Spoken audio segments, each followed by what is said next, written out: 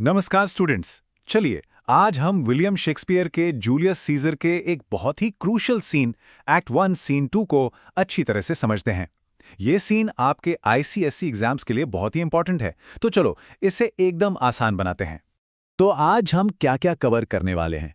सबसे पहले सीन का कॉन्टेक्स्ट समझेंगे, फिर कहानी का एक क्विक समरी लेंगे, मेन कैरेक्टर्स और थीम्स को एनालाइज करेंगे, कुछ इंपॉर्टेंट कोट्स का मतलब जानेंगे और आखिर में मैं आपको दूंगा कुछ खास आईसीएसई एग्जाम टिप्स। तो चलिए शुरू करते हैं। सबसे पहले ये समझते हैं कि ये सीन कहाँ हो रहा है और ये पूरे प्ले के लिए इतना जरूरी क्यों है। तो इमेजिन कीजिए, हम रोम के एक पब्लिक स्क्वायर में हैं। मौका है फीस्ट ऑफ लुपर्कल का, जो एक बड़ा त्योहार है। माहौल तो जश्न का है, पर हवा में एक पॉलिटिकल टेंशन भी महसूस हो रही है। और यहीं इसी सीन में सीजर के खिलाफ साजिश का बीज बोया जाता है। ओके, अब देखते हैं कि इस सीन में आखिर होता क्या है। एक एक करके की इवेंट्स को समझते हैं।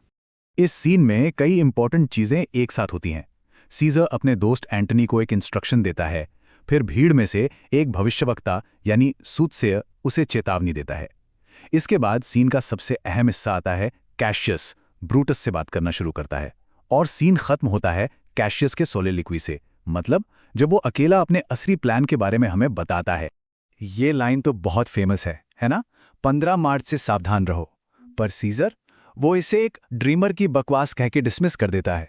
यहीं से एक अनहोनी का सेंस बिल्ड होना शुरू हो जाता है। अब ये क्राउन वाला इंसिडेंट देखो, ये बड़ा इंटरेस्टिंग है। मार्क एंटोनी सीजर को 3 बार एक छोटा सा ताज ऑफर करता है और सीजर हर बार मना कर देता है। भीड़ खुश होती है, तालियां बजाती है, पर उसके मना करने का तरीका देखो। हर बार वो थोड़ा और अनविलिंगली मना करता है। ये सब एक पब्लिक शो है, जिससे पता चलता है कि अंदर ही अंदर वो वाकई राजा बनना चाहता है। तो इस पूरे सीन से हमें अपने 3 मेन प्लेयर्स के बारे में क्या पता चलता है? चलिए सीजर, ब्रूटस और कैसियस को एनालाइज करते हैं। सीजर की पब्लिक इमेज एक गॉडलाइक फिगर की है। वो पावरफुल दिखता है, डिसाइसिव लगता है, लेकिन शेक्सपियर हमें उसकी ह्यूमन वीकनेसेस भी दिखाते हैं। वो अंधविश्वासी है, उसे एपिलेप्सी है, एक कान से सुन नहीं सकता, और सबसे बड़ी बात, वो एम्बिशियस है।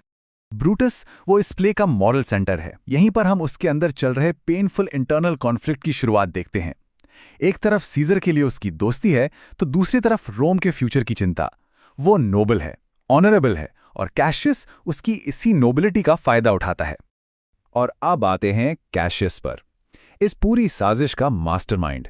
वो मैनिपुलेटिव है, जेलस है, उसे इस बात से नफरत है कि सीजर जैसा फिजिकली वीक इंसान भगवान की तरह पूजा जा रहा है। वो बहुत श्रूड है और सीजर भी इस बात को नोटिस करता है।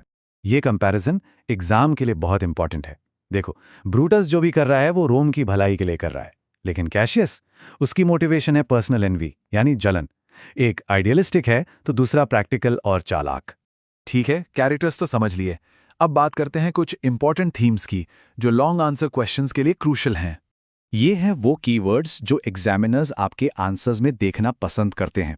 पहला है मैनिपुलेशन एंड परसुएशन, जिसका कैसियस एक परफेक्ट एग्जाम्पल है। फिर है अपीयरेंस वर्सेस रियलिटी, जो जैसा दिखता है वैसा है नहीं। तीसरा पावर एंड पॉलिटिक्स, और जाहिर है एम्बिशन, सिर्फ सीजर की नहीं कैसियस की भी। चलो अब कुछ की कोट्स देखते हैं जो आप अपने आंसर्स में यूज करके ज्यादा मार्क्स स्कोर कर सकते हैं। पहला कोट है सीजर का, जो वो एंटनी को कैशियस के बारे में बताता है। केजर कहता है कि कैसियस के चेहरे पर एक भूख दिखती है, वो बहुत ज्यादा सोचता है और ऐसे लोग खतरनाक होते हैं। इससे क्या पता चलता है? एक कि केजर लोगों को परखने में माहिर है, पर दूसरा उसका एरोगेंस भी दिखता है। वो खतरे को पहचानता तो है, पर उसे अंडर एस्टिमेट करता है।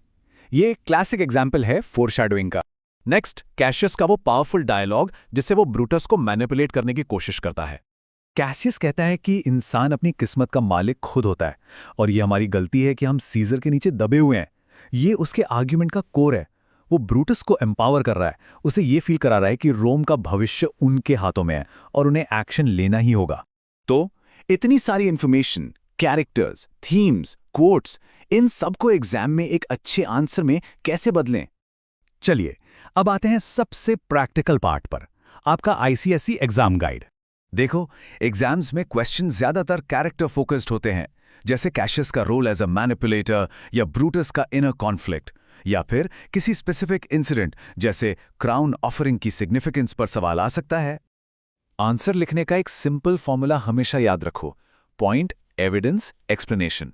पहले एक ब्रीफ इंट्रोडक्शन दो, फिर बॉडी में 2-3 पॉइंट्स बनाओ। हर पॉइंट के लिए सीन से कोई एविडेंस या कोड दो और फिर एक्सप्लेन करो कि वो एविडेंस आपके पॉइंट को कैसे सपोर्ट करता है। आखिर में एक शॉर्ट कंक्लूजन लिखो। तो पहली चेतावनी से लेकर कैशियस के फाइनल सॉलिलोक्वी तक इस सीन का हर एक मोमेंट हमें आने वाले कॉन्फ्लिक्ट की तरफ ले जाता है। इस सीन को समझना पूरे प्ले को समझने के लिए बेहद जरूरी है। This scene lays the foundation of the conspiracy against scissor.